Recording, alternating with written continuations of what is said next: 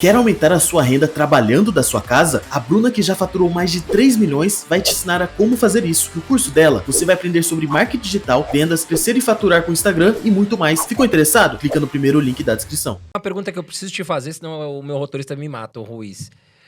Com essa questão de tanto dinheiro sendo impresso, tanto nos Estados Unidos como aqui no Brasil, enfim, qual o futuro do dinheiro? E se você acredita que realmente as criptomoedas chegaram para ficar e vão tomar o lugar, digamos aí, do real, do dólar, enfim. Bom, eu acho que o futuro, e isso a gente pode falar até pegando o passado do dinheiro, é essa continuação de uma inflação ao longo do tempo. Isso não é mistério para ninguém, a gente entra no site do Banco Central, tá lá, público, bem às claras, na página principal. Meta de inflação, 3,75%. Para o ano que vem, 3,5%.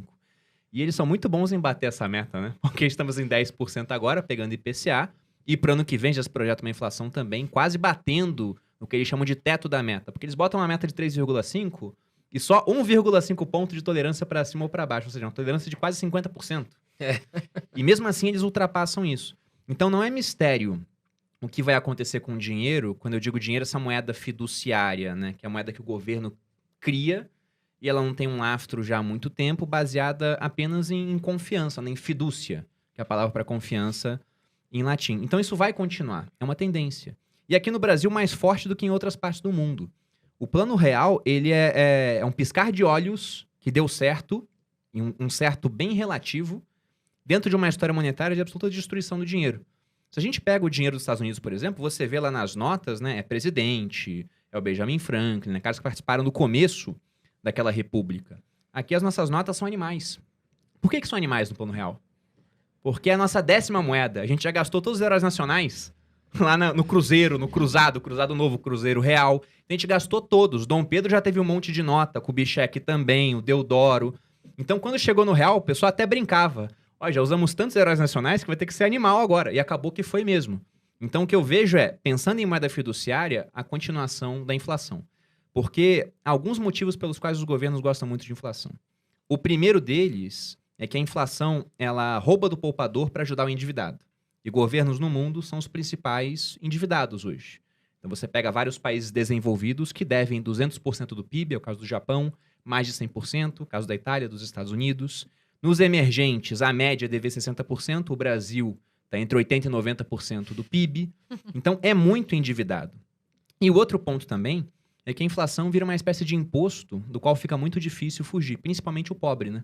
Se você pega filme americano e vê lá os caras mostrando os anos 50, 60, a época que o dólar tinha lastro em ouro, você vê cenas do pessoal economizando dinheiro em lata de biscoito. Por quê? Porque quase não tinha inflação quando havia um lastro ouro. Hoje, como você tem uma inflação constante, e o sucesso é quando a inflação constante é baixa, né? E agora a gente está com uma inflação até alta. Se você poupa dinheiro assim, você perde dinheiro. Então, a todo momento, essa criação de dinheiro do governo, ela tira dinheiro, ela tira valor do dinheiro que já existe. E aí isso afeta principalmente o pobre, vira um imposto invisível, né? Aliás, até visível, porque ele vê o preço das coisas aumentando, em comparação com o valor do dinheiro, e ele não consegue fugir daquilo. A gente que tem mais dinheiro consegue investir, e aí as ações, os imóveis, esse tipo de ativo tende a pelo menos, acompanhar a inflação. Já o pobre, ele não investe porque não tem dinheiro para isso, ou até tem, mas não sabe investir, ele não chegou nessa parte da educação financeira ainda, e como boa parte do que ele tem, ele gasta para consumir mensalmente, esse aumento de preço no mercado, ele é horrível para ele.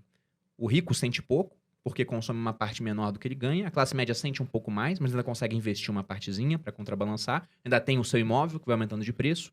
O pobre não, ele não tem investimento e gasta tudo com consumo, com preços cada vez mais altos. Então essa tendência ela vai continuar. E aí o pessoal fala, poxa, você é muito otimista com Bitcoin.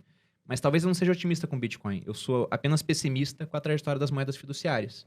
Então eu não sei o que vai acontecer com o Bitcoin também. Eu não sei se ele ou outras criptomoedas serão usadas de fato como dinheiro, né? Realmente como meio de troca, como uma unidade de conta, a ponto das pessoas verem a água e falar, isso aqui custa 0,00001 Bitcoin.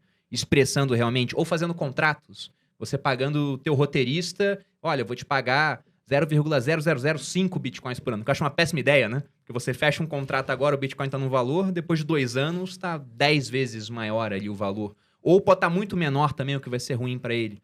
Eu não sei se isso vai acontecer. Na minha opinião, o uso que já está se delineando para o Bitcoin é como uma reserva de valor, que é uma das funções da moeda, mas é apenas uma de 3 funções. Então, por que eu acho que essa função ela vai permanecer? Porque a todo momento a gente vê que seria muito útil as pessoas terem algum tipo de reserva que os governos não possam mexer. Um exemplo disso muito atual é o que aconteceu no Afeganistão. A gente estava vendo esses dias um documentário no Netflix muito bom chamado Turning Point, que mostrou, né, de antes do 11 de setembro, a invasão dos soviéticos no Afeganistão, depois como é que acabou que os americanos deram dinheiro para grupos que depois se voltaram contra eles, foi o caso da Al-Qaeda. Aí veio 11 de setembro, veio as invasões Afeganistão e Iraque, até os dias de hoje. Eles chegaram muito próximos da data da desocupação do exército americano do Afeganistão. E aí você via até a entrevista com o exército afegão e as pessoas falando, os militares, né? Tanto homem quanto mulher, falando, não, os Estados Unidos vão embora, mas a gente tá treinado, a gente vai dar conta. E logo depois, né, até botaram lá, né, falando, tantos dias depois, o Afeganistão foi novamente dominado pelo Talibã. E o Talibã, quando dominou o Afeganistão, travou o sistema bancário.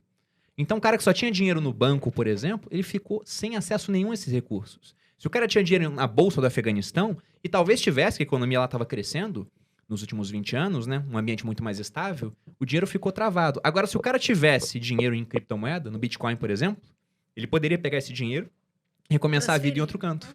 Ou transferir, né?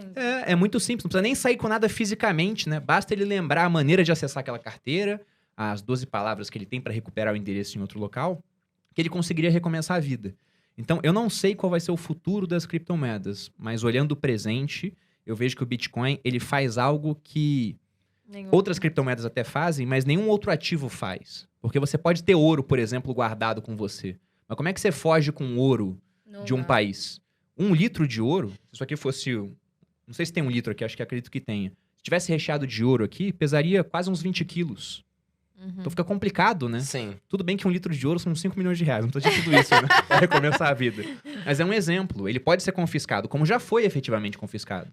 Agora, o Bitcoin, a única maneira de tirarem de você é se você passar a maneira de acessar pra pessoa. Mas você acha, Bruno, que, por exemplo, se todos os países, desculpa, gente, quiserem, né, tiverem a ideia de criar a própria moeda, a China, enfim, isso vai prejudicar de alguma forma o Bitcoin, na sua visão? Isso pode acontecer?